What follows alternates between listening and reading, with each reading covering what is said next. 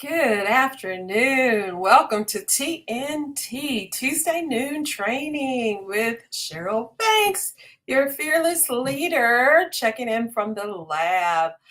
I wanted to just share a few things with you. I hope you're having a great Tuesday, May 7th, 2024. I hope you're excited about just your life and the day. I hope that you are working on what I'm working on. I've shared with you is mastering the art of staying in the boundaries of today. That is how you have supernatural joy and peace, right? We're not going to worry about tomorrow or feel bad about yesterday. We're living in the moment. We're excited. So I'm going to share with you a couple of devotionals that really speak to me as far as what we do as consultants and directors. And one of them is titled Like Nobody's Business. Okay. If a man, and we'll say a woman, is called to be a street sweeper, she should sweep streets even as Michelangelo painted, or as Beethoven composed music, or as Shakespeare wrote poetry. She should sweep streets so well that all the host of heavens and earth will pause to say, here lived a great street sweeper who did her job well. That's from Martin Luther King Jr., civil and human rights activist. So here's the story. There's a well worn story of a man who approached two masons who were laying bricks. He paused to ask each, what are you doing? The first laborer said, can't you see I'm laying bricks? Duh. No, he didn't say duh. Can't you see I'm laying bricks? He then walked over to the second bricklayer and asked, what are you doing? The workman looked off with a faraway, mystic expression in his eyes and answered with pride, I am building a cathedral, one whose spires will reach heaven itself, a structure that is an important factor in the spiritual life of this community. Both were physically doing the same thing, building the same thing, but the first laborer was occupied with the present task at hand, and the other was concerned with the ultimate goal. The quest for excellence gives dignity to a person. It gives character to a business. It gives satisfaction to customers. So, as long as you seek excellence and accept nothing less, your business will succeed like nobody's business. As Dr. King recited in many of his sermons, if you can't be a tree on the top of a hill, be a shrub in the valley, but be the best little shrub by the side of the hill.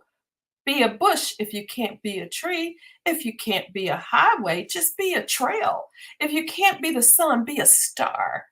For it matters not the size that you win or that you fail, but the best of whatever you are. For it matters not in size that you win or that you fail, but be the best at whatever you are.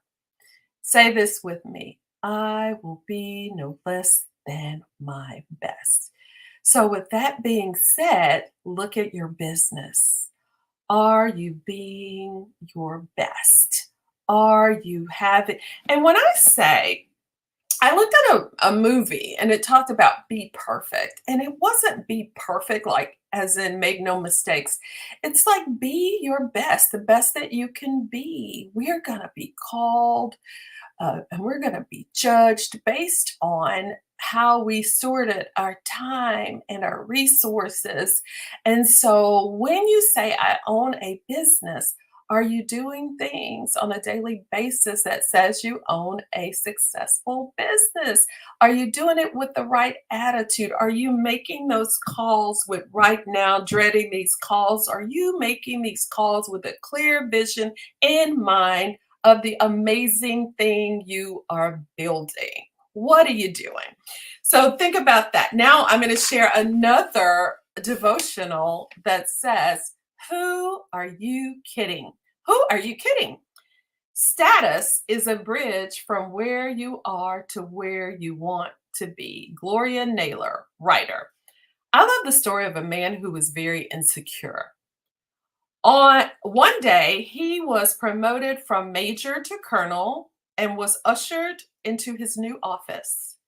He gazed proudly at his new surroundings. Suddenly, there was a knock at the door and walked a corporal. The colonel said, "Just a minute, corporal. I have to finish this phone call." He picked up the receiver, pushed a button, and said, "I'm sorry about the interruption, General. Now, where were we?"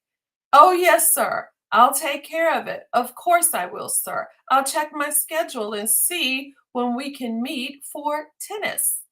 "It's true. We're close friends. And yes, I'll call the president immediately after I'm finished talking with you." "General, you are welcome, sir."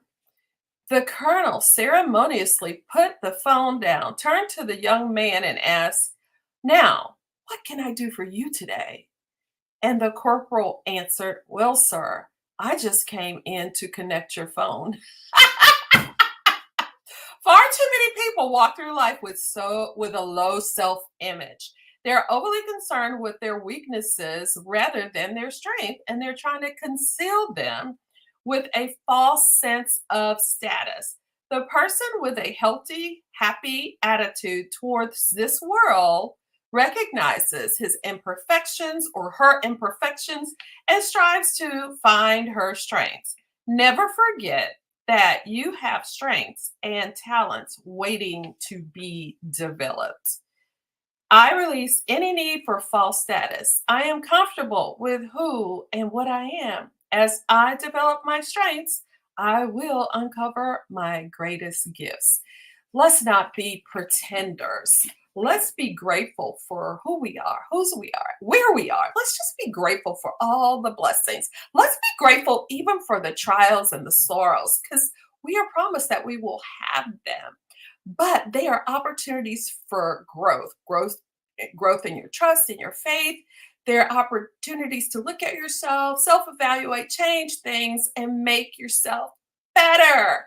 So, with that being said, live life and work your business to the best of your abilities.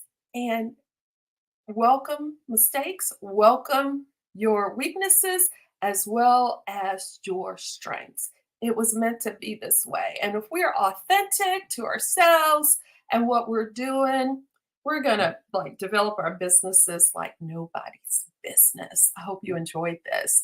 Let me know what you think in the comments section. Have a beautiful and fabulous Tuesday, May 7th, 2024.